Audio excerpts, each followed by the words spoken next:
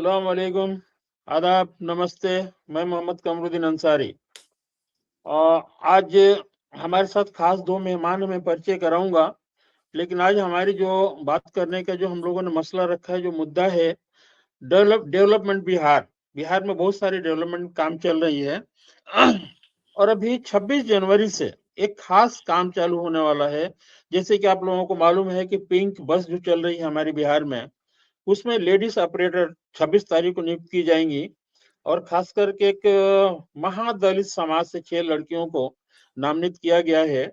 खास करके मुसहर समाज से 6 लड़कियों को आगे किया गया है, उनकी ट्रेनिंग चल रही है और 26 तारीख तक कंप्लीट हो जाएगी। तो मेरे ख्याल से 27 तारीख से वो भी बस लेके पटना की रोडों पे नजर आएगी, पिंक्स बस जो महिला ऑपरेटर होंगी। इस विषय पे चर्चा करना है तो हमारे एक खास मेहमान हैं दुबई से, जनाब इंजीनियर अख्तर हुसैन साहब। सामाजिक कार्यकर्ता हैं और हमारे तालीमी बेदारी के सरपरस्त भी हैं और अपने समाज के लिए बहुत मेहनत करते हैं। और दूसरे जो हमारे मेहमान हैं डॉक्टर सैयद अनवर बारी साहब, जो बोर्ड ऑफ डायरेक्टर हैं अल अमाना प्राइवेट स्कूल शारजा। शारजा में स्कूल चलाते हैं। हमारे बिहार में भी कई संगठन हैं उनके, जैसे आरसीसी के नाम से एक संस्था चलाते हैं मुजफ्फरपुर में। उसके अलावा कुछ पेपर जो है, नाम नाम बताएंगे साहब, नाम बताएंगे जब बात करेंगे तो अपने परिचय देंगे। तो हम बात करेंगे इसी डेवलपमेंट के बाद। डेवलपमेंट पे हम चर्चा करेंगे जो बसें हमारे यहाँ आई हैं और खास करके दलित समाज से जो लड़कियां निकल के आई हैं, ये प्रेरणादायक है। जो रूढ़िवादी सोच के लोग हैं, बहुत सारे पुराने ख्यालात के लोग हैं कि हमारी लड़कियों को ये नहीं करना वो नहीं करना, ऐसे लोगों की सोच को बदलना जरूरी। हम लोग उस पर चर्चा करेंगे। तो सबसे पहले मैं अपने खास मेहमान हैं, अपने मित्र हैं, बड़े भाई हैं अख्तर हुसैन साहब से बोलूंगा जरा उस पर रोशनी डालें। जो ये 6 लड़कियों को जो नाम आगे किया गया है दलित समाज से, इस पर कुछ रोशनी डालें। जी अख्तर साहब। वालेकुम। बहुत बहुत वालेकुम शुक्रिया कमरुद्दीन साहब। ये बहुत ही अच्छा टॉपिक है आपने सिलेक्ट किया है और मुझे इनवाइट करने के लिए बहुत बहुत शुक्रिया आपका। ये जो डेवलपमेंट, रिसेंट डेवलपमेंट हमने देखा है बिहार में, वाकई काबिले तारीफ है ना। काबिले तारीफ है। बिहार सरकार का जो ये एक मिशन है, उस मिशन के तहत ये काम हो रहा है। एक जमाना था जबकि लोग हमारे बिहार सरकार में, बिहार में, दूसरे प्रदेशों में तो लोग चलते थे मोटरसाइकिल पर, औरतें नहीं बैठती थी। लोग अपने फैमिली को मोटरसाइकिल पर बैठाना नहीं चाहते थे। ऐसी क्या न्यूसी और ये ट्रेडिशन था। और हमारे कुछ दिनों के बाद जब से हमने देखा कि लड़कियों बच्चियों को साइकिल बिहार सरकार ने दिया, रोड रोड पे तांता लग गया। साइकिल ही साइकिल। आज भी पराठे के साथ लोग अपने फैमिली मेंबर को मोटरसाइकिल पे बैठा के ले जाते हैं। लड़कियां भी मोटरसाइकिल चलाती हैं, बाइक भी चलाती हैं। तो ये एक बदलाव है और इस बदलाव के साथ जो साथ आगे बढ़ेगा वही तरक्की करेगा, जो इसके इसके साथ नहीं जाएगा वो आगे नहीं होगा। जिस तरह से डेवलपमेंट हो रहा है, वाकई ये काबिल तारीफ है कि जिस सीट पे स्टेयरिंग जिनके हाथों में, मर्दों के हाथ में होती थी, आज वो हमारे बेटियों और बहनों के हाथों में है। और ये तो गर्व की बात है हम लोगों की। हालांकि दूसरे प्रदेशों में था, महाराष्ट्र वगैरह में इसके और पहले से हो गया था, लेकिन बिहार ने भी इसकी कोशिश की थी, लेकिन कुछ वजह से कुछ लोग इसके आगे बढ़ नहीं रहे थे। हम तो ये भी कहेंगे कि हमारे जो माइनॉरिटी कम्युनिटी के लोग हैं, वो लोग भी अपने बच्चों बच्चियों को पढ़ाएं लिखाएं और उनको मोटिवेट करें। काम काम होता है, ऐसा नहीं है कि ये काम अच्छा नहीं है वो काम नहीं है। कहीं से भी स्टार्ट कर देना चाहिए। और उनसे खासकर वो बिहार में हम तो देख रहे हैं कि बिहार सरकार ने जो 2005 के बाद महिलाओं को जिस तरह से एम्पावरमेंट किया है, उतना कहीं नहीं हुआ। जैसे पंचायती राज में 50% रिजर्वेशन कर दिया, पुलिस के में 35% रिजर्वेशन है ना। उसी तरह से अभी अलग अलग विभागों में उनका रिजर्वेशन है। और उससे सारे समुदाय के लोगों को फायदा हो रहा है, सारे समुदाय को। उसमें ये नहीं कह सकते ये समुदाय है। तो अब हमारे समुदाय के लोगों को खासकर ये हम लोग फोकस देते हैं। तालीमी बेदारी का मकसद होता है तालीम के बारे में बात करना, तालीम को से लोगों को जोड़ना, तालीम में आगे बच्चों बच्चियों को आगे बढ़ाएं।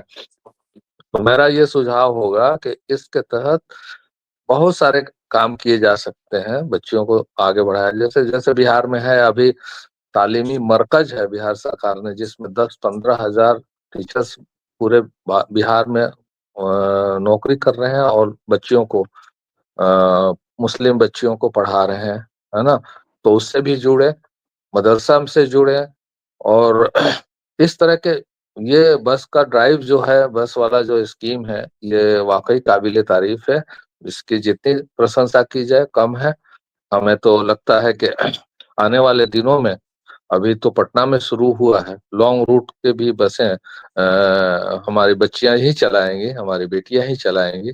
और उसमें हम चाहेंगे कि हमारे और भी जो लोग हों, जो दूसरे कम्युनिटी के लोग हों, माइनॉरिटी के लोग हों, उसमें आगे आगे आए और समाज उनको सहयोग करे, समाज उनको उत्साहित करे, समाज उनको इनकरेजमेंट करे, समाज उनको मोटिवेट करे कि इस दिशा में वो लोग भी आकर अपनी अपने सेवा दे सके। जी, आपने अभी एक बात कही कि हमारे समाज की औरतें जो घर से निकलती थी, लोग अपने वाइफ को, अपनी फैमिली को बाइक पे नहीं बिठाते थे। ये हमने भी दंश झेला है, हमने भी देखा है। जब अपनी वाइफ को लेके घर से निकलना होता, कहीं हॉस्पिटल ही जाना होता या मार्केट कहीं भी जाना होता, तो घर पे दरवाजे से बाइक पे नहीं बिठाते थे। ये एक तहजीब समझ लीजिए या फिर रूढ़िवादी सोच समझ लीजिए। हम कुछ दूर आगे निकल जाते थे तो हमारी वाइफ पैदल चल के आती थी, फिर वहां से बिठा के हम चले जाते थे, लेकिन दरवाजे से नहीं बिठाते थे क्योंकि ससुर भसुर होते थे। तो इस तरीके की हमारे यहाँ जो प्रथा चल रही थी उससे बच करके हम लोग चलते थे। लेकिन आज ये सब बदल गया, आज बहुत कुछ बदला हुआ है हमारे समाज में। तो अब तो घर से ही बैठ के निकल जाती है, घर ससुर भसुर बैठे रहते वहीं से बाइक पे बैठ के हस्बैंड के साथ निकल जाती है। तो ये पाबंदी खत्म हो गई है। तो बदलाव तो आ रहा है, सही बात है, बदलाव आ रहा है, थोड़ा और समय जाएगा। मैं इसी मसले पे थोड़ी सी रोशनी डालने के लिए आमंत्रित करूंगा। मैं आ रहा हूँ डॉक्टर सैयद अनवर बारी साहब के साथ। जी सर, डॉक्टर साहब आप बताएं, कुछ रोशनी डालें इस पर अपने तरफ से। अस्सलाम वालेकुम, गुड इवनिंग। वालेकुम वालेकुम सलाम। सलाम। ये रियल एम्पावर वुमेन की जो हम बात करते हैं वो आज देखने को मिल रहा है बिहार में, और नीतीश सरकार ने इसमें काफ़ी काम किया है। ये really we are very happy came to know कि this 6 women are going to be on driving seat. So ये बहुत अच्छा कदम है। और नीतीश सरकार काफ़ी दिनों से काम करते रहे हैं औरतों के को लेके, बच्चियों को लेके। जो जैसा कि अख्तर भाई ने कहा, अभी इंजीनियर अख्तर साहब ने कहा कि साइकिल बांटा है इन्होंने। हमने एक और चीज़ ऐड करना है, मैंने देखा दरभंगा में इनका एक लड़कियों का, माइनॉरिटी का गर्ल्स हॉस्टल है, बहुत बड़ा, मतलब 150-200 लड़कियां उसमें रह सकती है। It is only for minority girls. तो this are the achievement, because minority के ही बच्चे पीछे पिछड़ जाते हैं ना। बड़े लोगों के बच्चे तो उनके लिए बहुत सारा व्यवस्था है, चले जाते हैं। मैट्रिक को आगे लेके चलने के लिए बिहार सरकार जो अभी है, और खास करके नीतीश कुमार की जो सोच है, उसको हम धन्यवाद देते हैं, सैल्यूट करते हैं उनको। और हम ये आशा करते हैं कि आगे भी ये इस तरह से मैत्री, दलित जो भी है, जो पिछड़े पिछड़े जो लोग हैं, जो समाज से में वंचित है, पीछे हैं, आगे नहीं आ पा रहे हैं, उनको लाने की कोशिश कर रहे हैं। और हम लोग भी इसी मुहिम में लगे हुए हैं कि लड़का लड़की जो भी सोसाइटी से में पीछे रह गया है, जिनको वो बड़े लोगों ने छोड़ दिया, उठाया नहीं, जो आज से 20 साल पहले होता था, तो आज तो हर आदमी लगा हुआ है कि भाई जो हमारे साथ नहीं चल पा रहे हैं, जो लोग छूट गए हैं, उनको लेके चले, चाहे वो दलित हो, समाजवाद हो, मैत्री हो, मुस्लिम हो, जिस भी कम्युनिटी से हो। मैं तो सीधा कहता हूँ, जो पीछे छूट गया है उसको साथ लेके चलने की जरूरत है। और खास करके लड़कियों को, देही इलाका जो है वहाँ लड़कियों के लिए कोई व्यवस्था ही नहीं है, ना स्कूल है, ना कॉलेज है, ना यूनिवर्सिटी है। उनको आना जाना, हर आदमी पटना में तो नहीं बैठ सकता है, मुजफ्फरपुर में तो नहीं बैठ सकता है। जो देही इलाका है, मधुबनी है, जयनगर है, दरभंगा का जो देही इलाका है, वहाँ ये सब फैसिलिटी नहीं है। लड़कियां आगे आए तो आए कैसे? उसमें ये माइनॉरिटी हॉस्टल एक बहुत बड़ा कदम है लड़कियों के लिए। हमने भी 2-4 गरीब परिवार के लड़कियों को वहाँ रखा हुआ है उस हॉस्टल में, इसीलिए हम जानते हैं वहाँ पे ये हो रहा है। इस तो लड़कियों को आगे बढ़ाना एक बहुत बड़ा ज़रूरी एक चैलेंज भी है। इसमें बहुत मुश्किलें आती हैं, बच्चों को रखना कहाँ है, कॉलेज नहीं, यूनिवर्सिटी नहीं, कैसे रहेंगी। बहुत सारे लोग अफोर्ड भी नहीं कर पाते। तो हम चाहते हैं बहुत सारे कॉर्पोरेट घराने के लोग, गल्फ में जो लोग बड़े लोग हैं, ये लोग भी आगे आए, सपोर्ट करें माइनॉरिटी के बच्चों को, दलित के बच्चों को, जो पीछे छूट गए हैं सोसाइटी में, उन बच्चों को, लड़कियों को आगे लाएं, स्पॉन्सर करें, पढ़ाएं, हॉस्टल में डाल के हॉस्टल का खर्च दें, यूनिवर्सिटी फीस दें, ताकि लड़कियां आगे आए। ट्रेन में, प्लेन चलाने में हमारी बिहार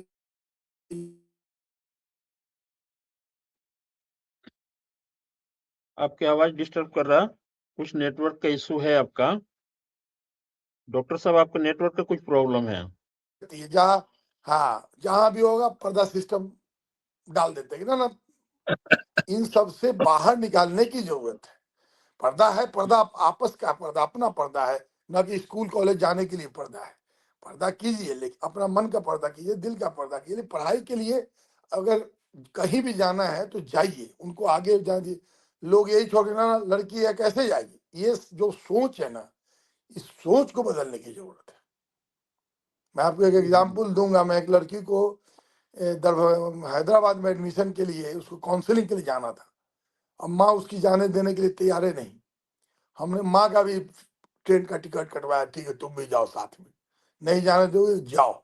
आज वो लड़की एमटेक कर गई, बीटेक में एडमिशन था उसका, डिप्लोमा में था एडमिशन, डिप्लोमा के बाद से बीटेक किया, बीटेक के बाद से आज एमटेक कर लिया।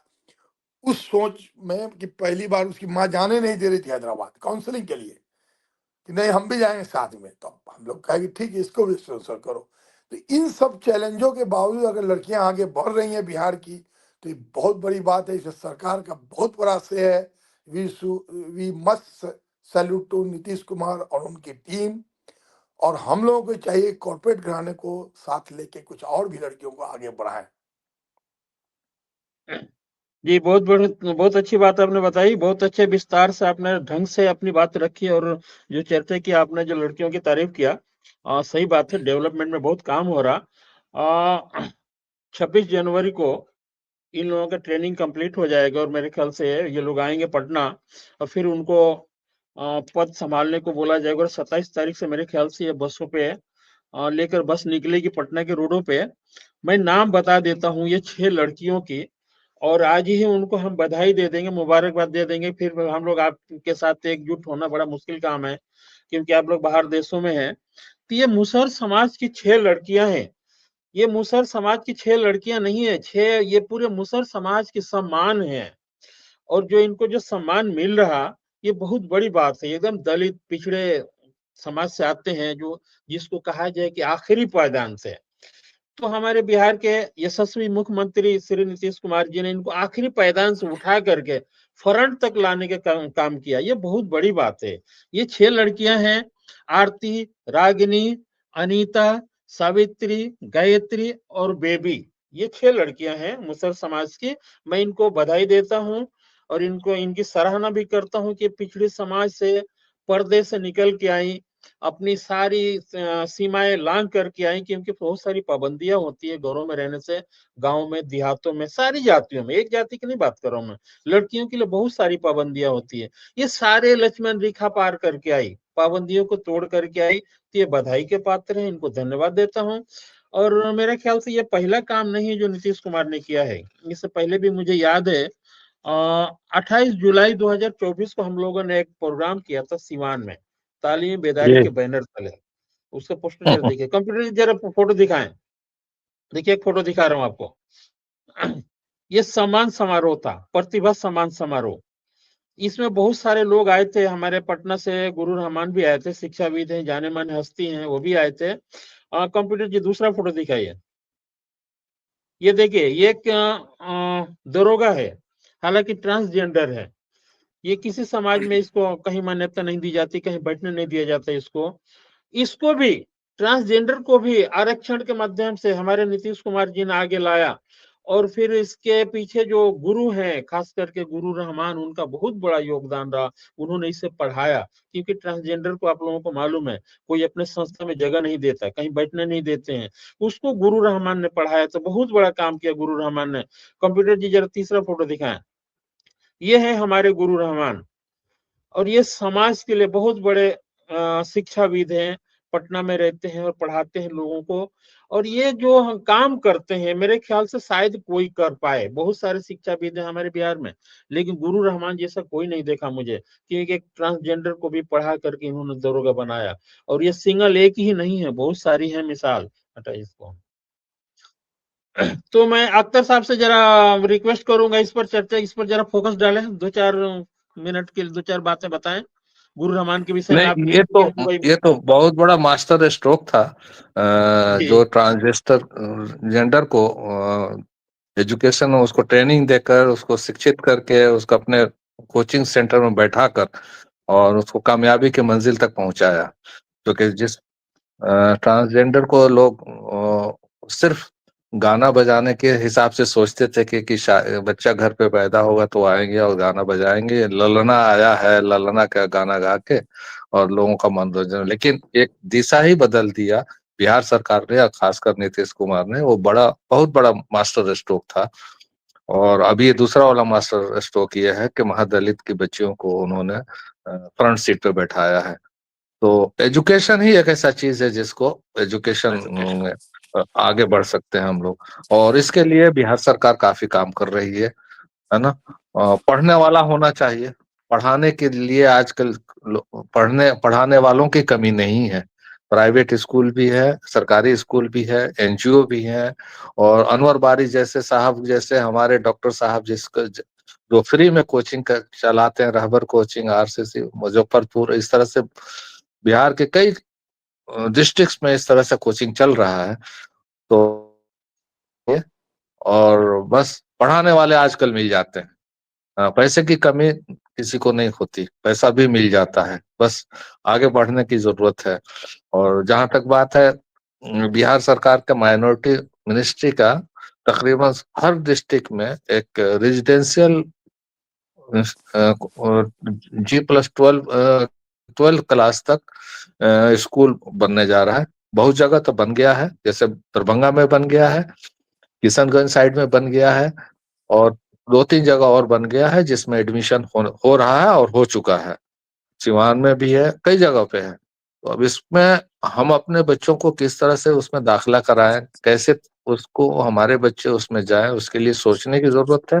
उसकी तैयारी करनी पड़ेगी। ऐसा ना हो कि सरकार कॉलेज बना दे, स्कूल बना दे और उसमें हमारे बच्चे नहीं जाएं, वहाँ बच्चों की तादाद नहीं हो, टीचर्स हैं, स्टूडेंट्स नहीं है। तो उसका भी ख्याल हम लोगों को, माइनॉरिटी वालों को रखना पड़ेगा, ताकि जैसे बोला सब आखिरी पायदान तक के बच्चों की सोच है सरकार की।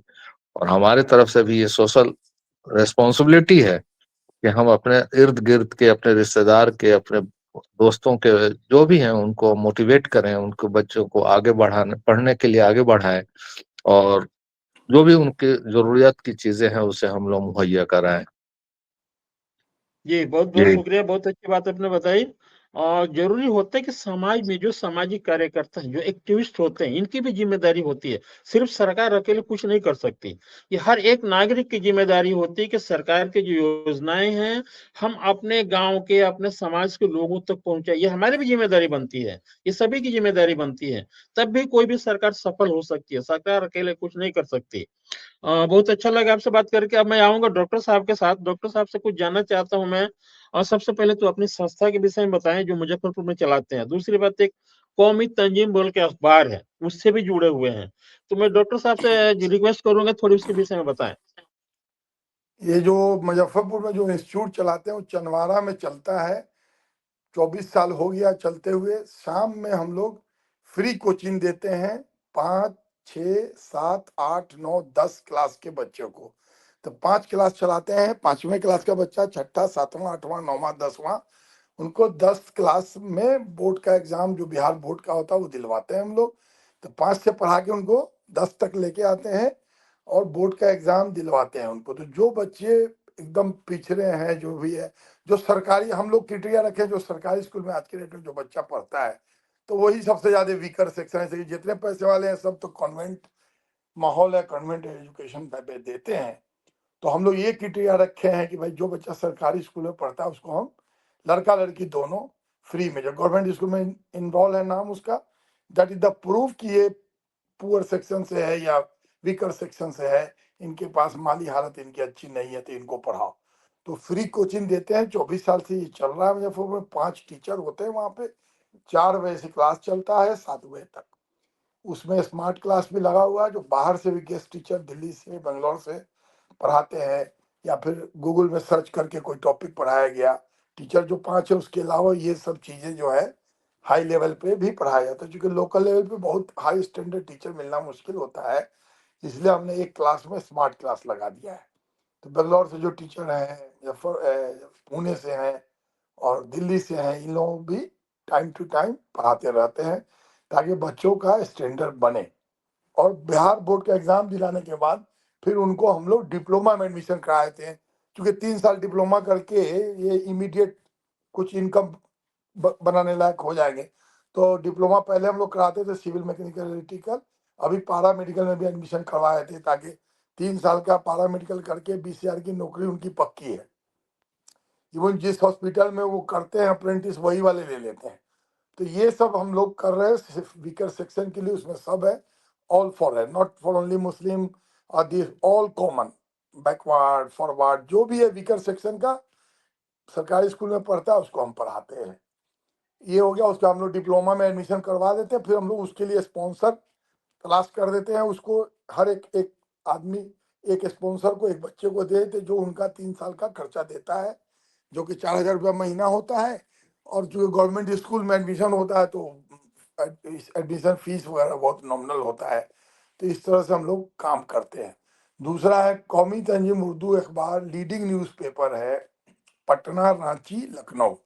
पटना बिहार में तो बहुत बिहार झारखंड का बहुत टॉप लेवल का न्यूज़पेपर है, हर आदमी पढ़ना चाहता है। उसका ये एडिटोरियल वगैरह जो होता है बहुत हाई स्टैंडर्ड का अखबार है, और उसकी जो लोगों के बहुत हाई डिमांड लोग भी हैं।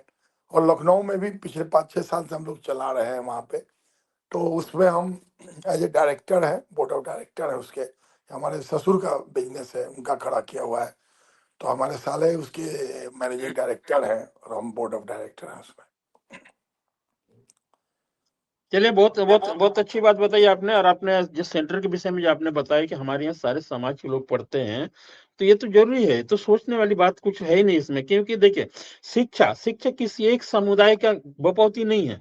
शिक्षा पे सबका अधिकार है, सबको ही पढ़ना चाहिए। अगर आप एक संगठन चलाते हैं, आप एक स्कूल चलाते हैं कोई भी, तो उसमें सभी के लिए अनिवार्य होना चाहिए कि सारी जातियां है। अब अगर ये सोचते हैं कि नहीं सिर्फ हमारे समाज के लोग पढ़े, तो फिर आप समाज के लिए कुछ नहीं कर रहे हैं, फिर अपने ही समाज को गर्त में ले जा रहे हैं। ये मैं समझता हूँ, क्योंकि शिक्षा पे सबका हक होना चाहिए। और जो भी संस्थाएं शिक्षा पे काम करती है, वो सारे समाज के लिए करती हैं, एक समाज के लिए कोई नहीं ट्रू करता। ट्रू तो ट्रू। आप फ्री एजुकेशन देते हैं, बहुत सारे लोगों की मदद करते हैं, बहुत अच्छी बात है, सामाजिक कार्य है। बहुत अच्छा लगा आपसे बात करके। लास्ट में लास्ट में मैं एक बात अख्तर साहब से पूछना चाहूंगा कि आप लोग विदेशों में रहते हैं, दोनों ही लोग, खास मेहमान हैं आप लोग, दोनों ही लोग विदेशों में रहते हैं। वहां से जब आप बिहार आते हैं तो किस तरह की तकलीफ होती है, क्योंकि डायरेक्ट फ्लाइट नहीं है हमारे पटना से, बिहार से, कहीं से भी। इस पर कुछ हम चाहते हैं कि दोनों लोग अपनी अपनी बात संक्षिप्त में रखें कि क्या होना चाहिए पटना के लिए। दुबई से डायरेक्ट फ्लाइट जरूरी है, एकदम अनिवार्य होना चाहिए, ये सरकार से हम मांग करना चाहते हैं, आप लोगों के माध्यम से बताएं अख्तर साहब। नहीं, ये तो बहुत ही मतलब इम्पोर्टेंट इश्यूज है। और इस पे तो, इसको तो जितना जल्द हो इस पे सरकार को काम करना चाहिए, और गल्फ से हमारे डायरेक्ट फ्लाइट होनी चाहिए। अब देखिए, हम लोग साल में 2 साल में छुट्टी लेके आते हैं, लिमिटेड छुट्टी मिलती है, और उसमें हमारा 2 दिन टाइम बर्बाद हो जाता है सिर्फ घर पहुंचने में।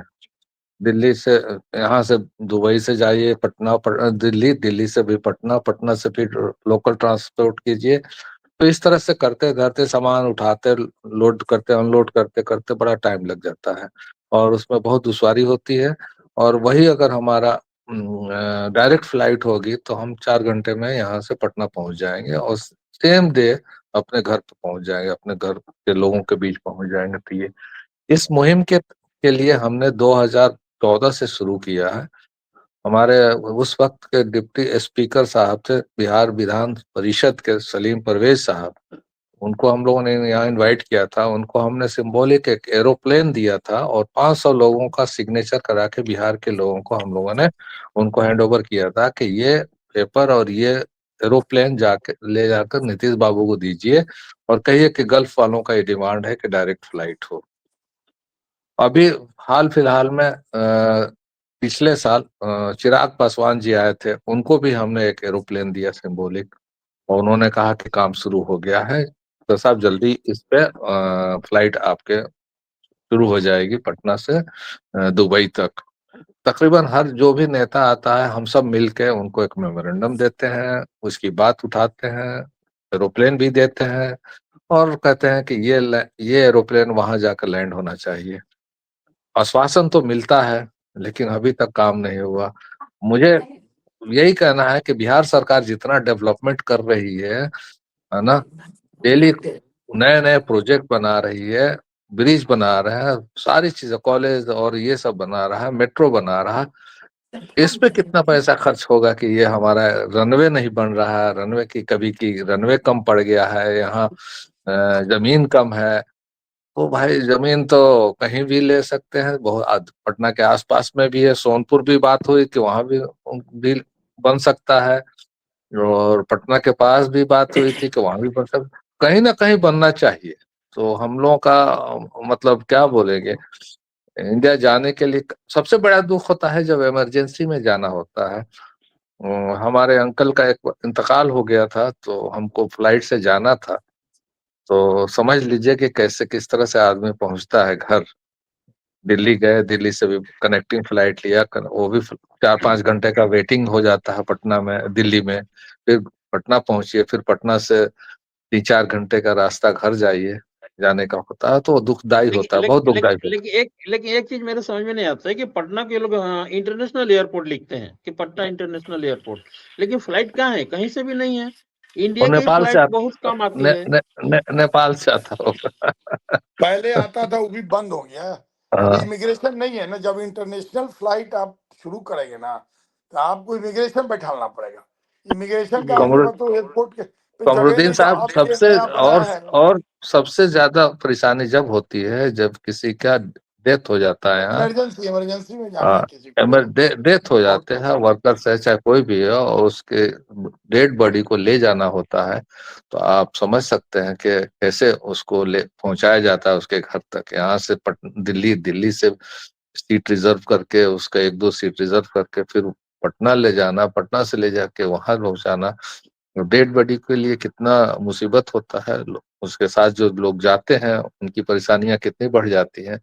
तो इसलिए ये इसको टॉप प्रायोरिटी पे करके बिहार सरकार को चाहिए और केंद्र सरकार को चाहिए कि हमारे ये डायरेक्ट फ्लाइट दुबई से पटना कर दे ताकि हम लोगों का टाइम बच जाए और उसमें ये सहूलियत हो जाए।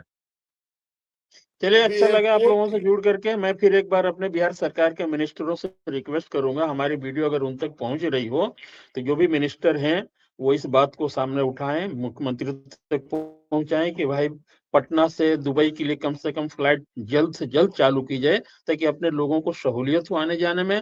बहुत सारे लोगों को दुश्वारियां होती हैं दिल्ली से या भाया बॉम्बे से आने में। तो बेस्ट ये होगा कि डायरेक्ट दुबई से पटना की फ्लाइट चालू की जाए, ताकि लोगों की दुश्वारियां कम हो और सहूलियत से अपने घर तक पहुंच सके, लोग आराम से जाकर के विदेशों में नौकरी कर सके। और दोनों मेहमानों को बहुत बहुत शुक्रिया, मैं विदा लेना चाहता एक हूँ और आज एक के लिए आइटम इतना ही मैं बहुत। और आप जोड़ना, कुछ डॉक्टर साहब बोलना चाह रहे थे, बोलिए। हाँ काजल, एक और जोड़ना चाहता हूँ। मैंने अभी रिसेंटली बिहार सरकार को एक लेटर लिखा है कि एनआरआई डिपार्टमेंट बनाया जाए बिहार सरकार। जो अभी केरला में जाइएगा तो उनका एनआरआई का एक मंत्रालय है। तो मैंने अभी रिसेंटली आपको मैं भेज दूंगा, अपना जो भी भेजा है उनको, हमने उनको प्रेशर बनाया है और भी लोग, सब लोग मिल के बना रहे हैं। हर सऊदी से, बहरीन से, हर जगह से लोग भेज रहे हैं लेटर कि भाई एनआरआई मंत्रालय बनाइए, जैसे केरला वगैरह में है। क्योंकि बिहार के बहुत लोग यहाँ पे हैं गल्फ में, तो एनआरआई रहेगा तो कभी कोई डेथ हो जाता है, किसी का कुछ हो जाता है, तो ये सारी चीज़ों को वो देखता है, जैसा कि केरला स्टेट में है ऑलरेडी एनआरआई मंत्रालय। तो बिहार गवर्नमेंट को अभी हमने लिखा, आपको मैं शीट शेयर कर दूंगा, जो भी लेटर लिखा है, जो भी निकला है, जी जी अखबार में भी दिया है। बहुत जरूरी है, बहुत जरूरी है ये, तो बहुत वो जरूरी है। दोनों चीजों नहीं, को आगे बढ़ाया जाए, एक तो एनआरआई मंत्रालय बनाए, और दूसरा ये एयरपोर्ट पे direct flight Dubai to Patna शुरू किया। अब तो शुरू हो सकता है, क्योंकि अब इनका जो एयरपोर्ट हुआ है काफी बड़ा हो गया है, तो इमिग्रेशन वगैरह की व्यवस्था वहां पे की जा सकती है, और काफी लोग प्रेशर दे रहे हैं। मैं तो सुशील कुमार मोदी जब डिप्टी सीएम थे तो 2-3 बार उनको कहा, उन्होंने कोशिश भी किया अपने तौर पे, लेकिन चूंकि एयरपोर्ट ही छोटा था, वहां तो खड़े होने की जगह नहीं है, तो मंत्रालय इमिग्रेशन डिपार्टमेंट कहाँ बनाते बेचारे, वो चले भी गए बेचारे। अब है कि अब एयरपोर्ट बड़ा हो गया है, तो I think it can be. जी जी, प्रेशर बहुत बहुत जनरेट बहुत करना बहुत पड़ेगा सरकार पे। मैं जी जी, उम्मीद करता हूँ कि आपकी बातें सरकार तक पहुंचेगी और जल्द से जल्द इस पर काम चालू हो जाएगा। और इंशाल्लाह फिर अगले प्रोग्राम में फिर कभी आप लोगों से जुड़ेंगे, बातें होंगी। और बहुत अच्छा लगा आप लोगों से जुड़ करके, बहुत बहुत शुक्रिया। खुदा हाफिज। खुदा थैंक यू, हाफिज। धन्यवाद धन्यवाद धन्यवाद।